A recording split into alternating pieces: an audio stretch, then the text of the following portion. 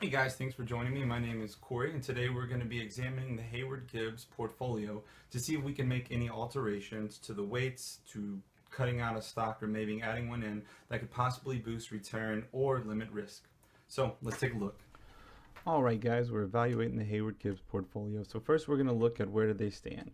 So to your left, you're going to see the standalone stocks that they've put in their portfolio before the returns have been weighted for the weights they've chosen. So you can see they're actually not doing a too bad a job of keeping it on the efficient frontier there.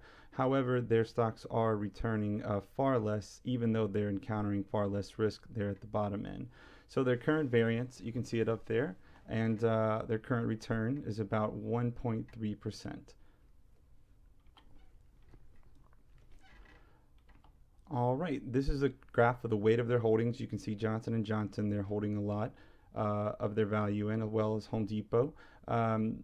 This is T&T. If you look of AT&T over here, has hardly anything. So we're going to try to play with these and see if we can't possibly increase the return or lower the risk of the portfolio.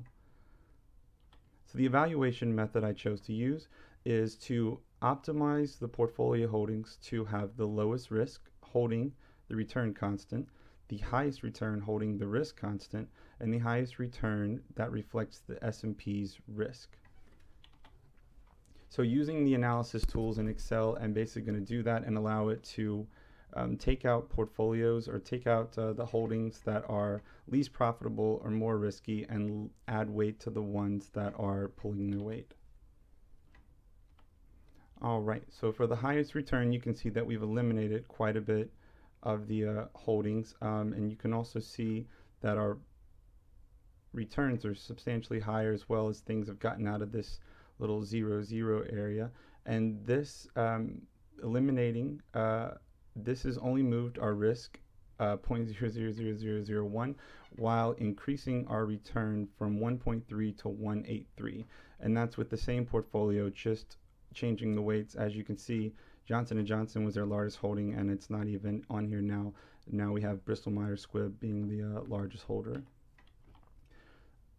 All right, now this is the lowest risk we optimized for, and we just set the return to be the exact same return the portfolio is already getting, and we saw let the optimizer see if it could lower the risk by changing the weights and eliminating some of the stocks. And you can see that once again we have several of the stocks eliminated, and we were able to take the risk from this right here down to this, which is pretty substantial.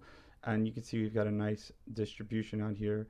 And Bristol Myers Squibb still holding, they have the largest amount in there, as well as now IBM, and it looks like Energy here in Verizon. All right, now this is where we set the S&P's risk into the optimizer. So this is the risk of the S&P as it stands now, which is a little bit higher than the initial portfolio risk, I think of about 0.0011. So when we did that, you can see that once again, some of the same securities were eliminated as we did in our highest return portfolio, and the distribution is a bit sporadic, but you can still see Bristol Myers Squibb holding the most there. And I'm not sure why this guy's still in here, but quite a bit of them are eliminated, but we've increased the return substantially, just holding the same risk as the S&P. So this graph shows the risk-return relationship for this particular portfolio and all the optimizations I've done. As you can see, the more risk they take on, obviously the higher the return gets. But what you can kind of see is right here, it starts to plane out. At some point in this portfolio, more risk doesn't seem to help them. It just seems to go flat as far as returns concerned. So it seems they should be in probably around this area because of how much is increased compared to from 1.4 to 1.8 than from this hole over here.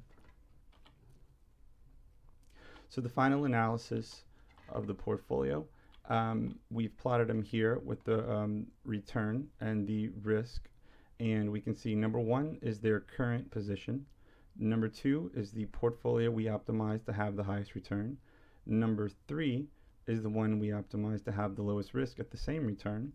And number four is the S&P's risk. That's where we put the S&P's risk into the optimizer.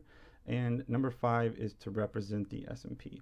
So you can see all of our portfolios did quite well compared to the current one, which is only slightly less risky than the S&P, or slightly more return and less risky than the S&P.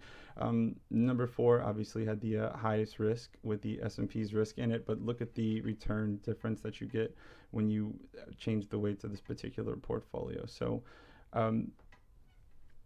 they should at the very least shift the weights of some of their portfolios and think about altogether eliminating some of the stocks they're holding the most of, J&J for instance, and AT&T. I think they're relying a lot on the dividend income from that, but if you look around, there's plenty of other stocks that you could substitute out that pay the same dividends, have the same yield, and at the same time offer the potential for growth and the potential for higher returns. And this last slide here is just a side-by-side comparison of all the weights as they changed through the optimizer. So here was the current holdings, and then this was the lowest risk, which had the second most holdings, and then our S&P's risk and our highest return.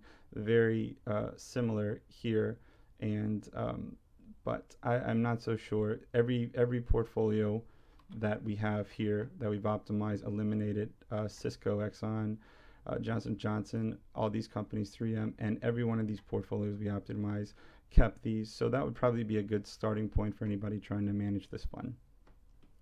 All right, so you can see from the analysis they can lower the risk or they can boost return under the same risk.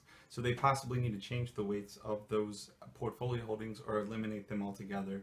I don't think they could probably diversify a little bit more to probably bring down that risk. All right, thanks for joining me, guys.